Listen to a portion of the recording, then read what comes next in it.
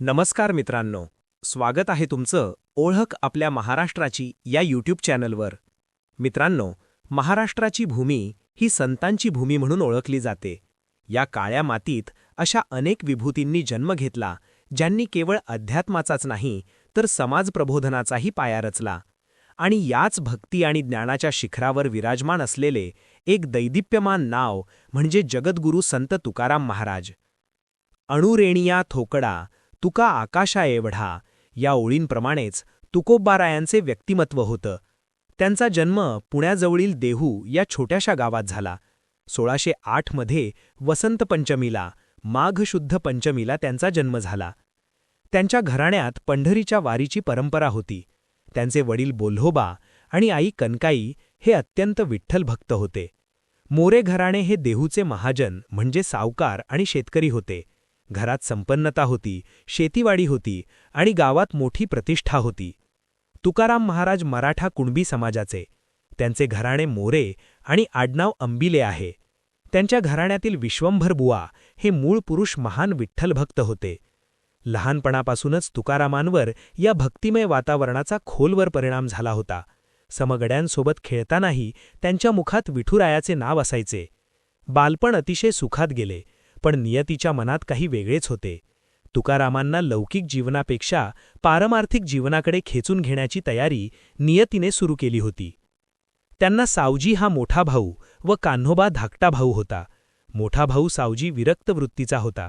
घराची संपूर्ण जबाबदारी तुकोबांवरच होती. पुण्याचे आप्पाजी गुळवे यांची कन्या जिजाई उर्फ आवली हिच्याशी त्यांचा द्वितीय विवाह झाला होता. तुकोबांना त्यांच्या प्रापंचिक जीवनात विपत्तींचे तडाखे सहन करावे लागले.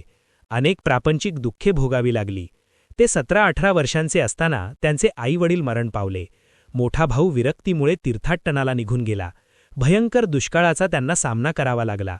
संतू नावाचा त्यांचा मोठा मुलगा दुष्काळातच गेला. गुरेढोरेही गेली. महाजनकी बुडाली. मन उदास झाले. संसारात विरक्ती आली. या परिस्थितीत त्यांनी श्री विठ्ठलावरची आपली परमभक्ती कायम ठेवत देहू गावाजवळील भंडारा डोंगरावर उपासना चालू केली.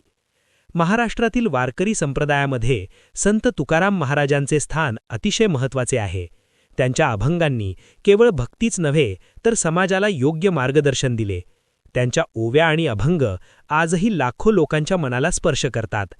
संत तुकाराम महाराजांनी आपल्या साध्या सोप्या भाषेत समाजाला सांगितले की खऱ्या अर्थाने देव म्हणजे प्रेम, करुणा आणि सत्य. त्यांनी लोकांना जातीभेद, अहंकार आणि अन्यायापासून दूर राहण्याचा संदेश दिला.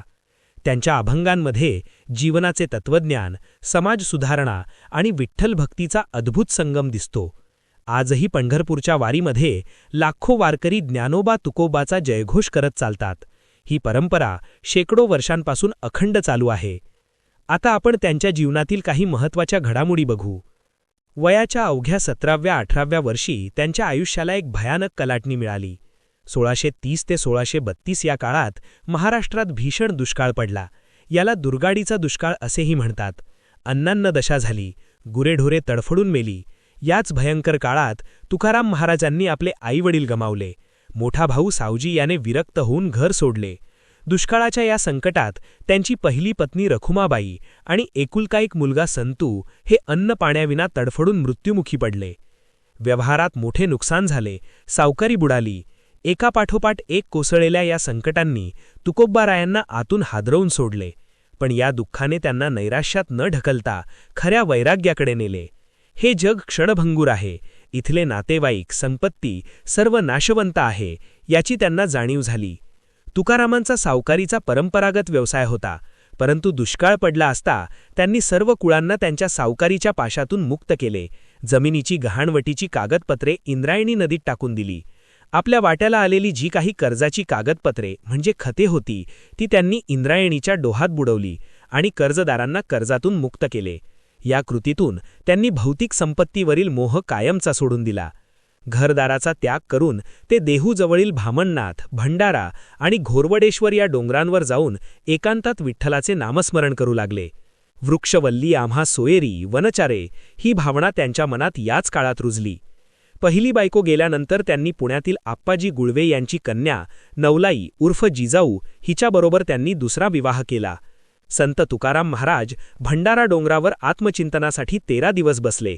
ईश्वराची करुणा भागत चिंतन केले. त्यावेळी त्यांची सर्व देखभाल जिजाऊने केली. डोंगरावरील या एकांतात त्यांनी स्वतःचा आणि ईश्वराचा शोध सुरू केला. संत नामदेव महाराज, संत ज्ञानेश्वर महाराज, संत एकनाथ यांच्या साहित्याचा त्यांनी सखोल अभ्यास केला. आणि एक दिवस त्यांच्या आयुष्यातील तो मंगलमय क्षण आला.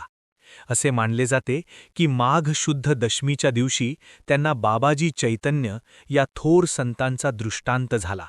त्यांनी स्वप्नात तुकारामांना दर्शन दिले आणि रामकृष्ण हरी हा महामंत्र दिला. हा केवळ मंत्र नव्हता, तर ती तुकोबारायांच्या आध्यात्मिक प्रवासाची अधिकृत सुरुवात होती. संत नामदेवांनी त्यांना दृष्टांत देऊन अपूर्ण राहिलेली अभंग रचना पूर्ण करण्याची आज्ञा दिली.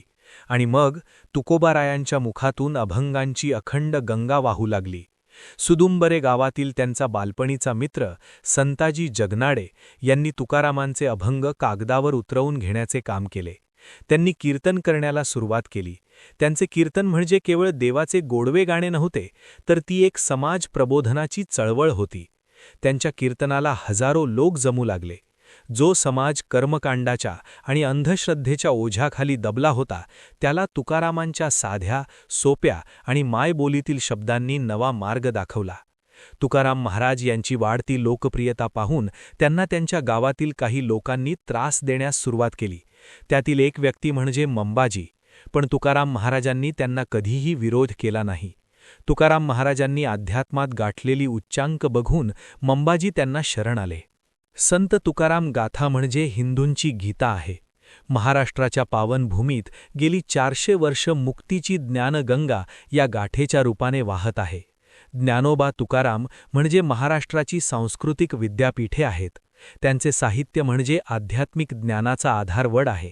अभंग आणि ओवी हे तळागाळातील समाजात ठाण मांडून बसलेले आहेत. महाराष्ट्राच्या संस्कृतीच्या जीवनाची बाग बहरली ती ज्ञानोबा तुकारामांच्या या अभंगांनी.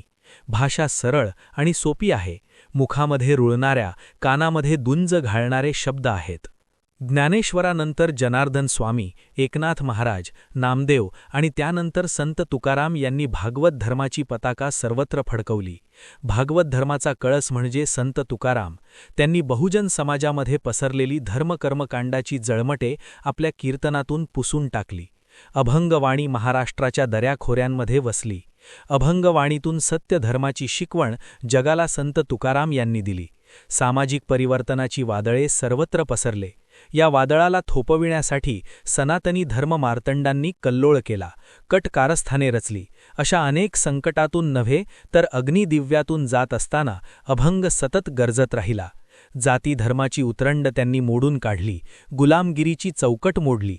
बहुजन समाजामध्ये स्वाभिमान निर्माण केला. संत तुकाराम महाराजांचे सर्वात मोठे योगदान म्हणजे तुकाराम गाथा. यात त्यांनी सुमारे 4500हून अधिक अभंग रचले आहेत. त्यांची भाषा अत्यंत साधी पण थेट हृदयाला भेडणारी होती. त्यांचे तत्त्वज्ञान केवळ देवळात मर्यादित नव्हते, तर ते माणसाच्या दैनंदिन जगण्याशी जोडलेले होते. त्यांनी समाजातील दांभिकतेवर आणि अंधश्रद्धेवर कडाडून प्रहार केले. ते म्हणतात, नवसे कन्या पुत्र होती तरी का करणे लागे पती.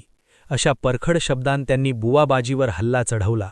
खरी भक्ती म्हणजे काय हे सांगताना ते म्हणतात, जे का रंजले गांजले त्यासी म्हणे जो आपुले, तोची साधू ओळखावा देव तेथेची जाणावा. माणसाने माणसाशी कसे वागावे हा खरा धर्म त्यांनी शिकवला. जातीभेदावर त्यांनी कठोर टीका केली. देवाच्या दरबारात उच्च नीच असा कोणताही भेद नसून भक्ती हाच एकमेव निकष आहे हे त्यांनी ठणकावून सांगितले. त्यांचे हे विचार त्या काळातील प्रस्थापित आणि कर्मठ लोकांसाठी एक मोठा धक्का होता. तुकाराम महाराज हे खऱ्या अर्थाने एक क्रांतिकारी संत आणि समाजसुधारक होते. तुकाराम महाराजांची वाढती लोकप्रियता आणि त्यांचे समाज प्रबोधनाचे विचार समाजातील काही कर्मठ लोकांना रुचले नाहीत. एक शूद्र माणूस वेदांचा अर्थ प्राकृत भाषेत सांगतो ही गोष्ट वाघोलीच्या रामेश्वर भट या विद्वानाला खटकली. त्यांनी महाराजांना अभंग रचण्यास बंदी घातली आणि त्यांची सर्व हस्तलिखिते म्हणजे गाथा इंद्रायणी नदीत बुडविण्याची शिक्षा सुनावली. ही शिक्षा महाराजांनी शांतपणे स्वीकारली. गाथा नदीत बुडवली गेली, पण सत्य कधीही बुडत नाही. महाराज 13 दिवस अन्नपाणी त्याग करून इंद्रायणीच्या तीरावर विठ्ठलाचा धावा करत बसले आणि अखेर चमत्कार झाला. 13व्या दिवशी गाथेच्या वह्या कोरड्या अवस्थेत पाण्यावर तरंगत वर आल्या. या प्रसंगामुळे रामेश्वर भटांचे डोळे उघडले आणि तेही महाराजांचे शिष्य झाले.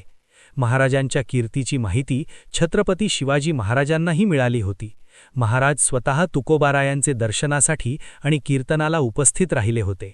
एकदा शिवरायांनी तुकारामांना रेशमी वस्त्रे आणि सुवर्ण मुद्रांचा नजराणा पाठवला, पण संसारातून मुक्त झालेल्या तुकोबारायांनी तो सर्व नजराणा अत्यंत नम्रपणे परत पाठवला आणि शिवरायांना आशीर्वाद देऊन त्यांना त्यांचा क्षत्रिय धर्म म्हणजेच प्रजेचे रक्षण करण्याचा उपदेश केला. आम्ही तेणे सुखी म्हणा विठ्ठल विठ्ठल हा संदेश देऊन त्यांनी शिवरायांनाही निरोप पाठवला की आमची खरी संपत्ती फक्त पांडुरंग आहे. या दोन महापुरुषांची विचारसरणी महाराष्ट्राच्या जडणघडणीत किती महत्त्वाची होती हे यातून दिसून येते. काळ पुढे सरकत होता. तुकोबारायांनी आपले जीवनकार्य पूर्ण केले होते आणि तो दिवस आला. फाल्गुन वद्य द्वितीया शके 1571 सन 1550. आज हा दिवस आपण तुकाराम बीज म्हणून ओळखतो. असे मानले जाते की या दिवशी देहूमध्ये कीर्तन सुरू असताना स्वतः विठ्ठलाने त्यांना नेण्यासाठी गरुड विमान पाठवले. तुकाराम महाराजांनी सर्वांचा निरोप घेतला आणि ते सदेह वैकुंठाला गेले. देहूला संत तुकाराम महाराज जेथून वैकुंठाला गेले त्या स्थानावर नांदुरकीचे एक झाड आहे. तुकाराम बीजेला बरोबर दुपारी 12:02 तुकाराम वैकुंठाला गेले त्यावेळी हे नांदुरकी वृक्ष प्रत्यक्ष हलते असे सांगितले जाते. असे म्हणतात की पक्षीराज गरुड ज्या वेळेला तुकाराम महाराज यांना घेण्यासाठी आले होते त्यावेळेला जेव्हा पक्षीराज गरुड यांनी उंच भरारी घेतली तर त्यावेळेला त्यांच्या पंखांच्या फडफडण्याने जी हवा तयार झाली त्यामुळे हे झाड हलले आणि तेव्हापासून बरोबर 12:02 हे झाड हलते. इतिहासात सदेह वैकुंठ गमन ही संकल्पना त्यांच्या आध्यात्मिक उंचीचे आणि त्यांच्या अलौकिक अस्तित्वाचे प्रतीक मानली जाते.